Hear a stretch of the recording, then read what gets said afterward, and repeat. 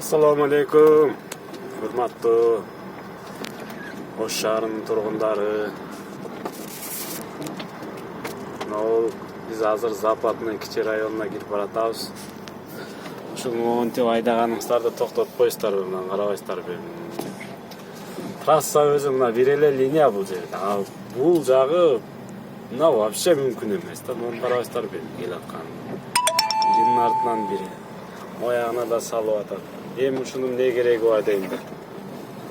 Элдин баары эле шашат, баарында эле өзүнө ылайык жашоосу, тирилиги, проблемасы жетишип атат.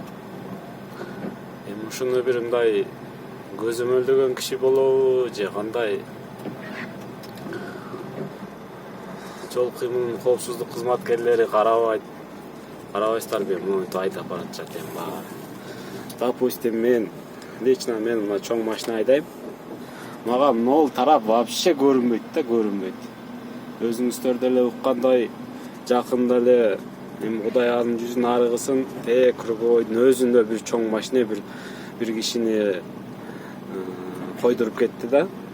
Анан ал жерде эми жөн эле азыр эми водительди сүйрөп атышат, башка кылып атышат. Бош керек, бирок андан мен точно дагы кабарым жок экен. Эмне болуп атканын. Бизге лично могул жагыбыз көрүнбөйт, эчтемке. Көрүп атпайсыздарбы? Баягы нулевой зона деп койгон, эмне ушундай деп аталат болуш керек. Азыр эми круговойго жакындап барганда монтип ушул жагыбыздан салат да, муну карабайсыздарбы? А кокустан Кудай жүзүн арыгысын, бардыгына эле жамандык каалабайын. Ушинтип моягыма салган болсо, монтип тыгында турганда мен деле шашам, элдин баары эле шашат. Ол жагыман кирген болсо, мен көрбөйм да. Эми андай жамандыктын кырсык болот, андай кырсыктын жүзүн арыгысын эч кимге каалабайт элем.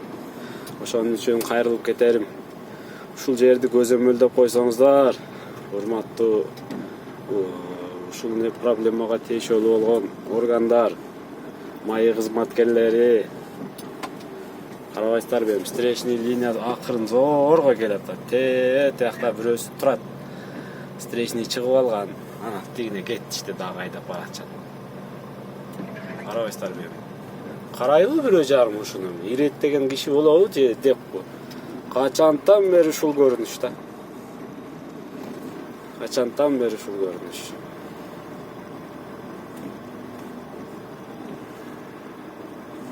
Ана баратышат дагы.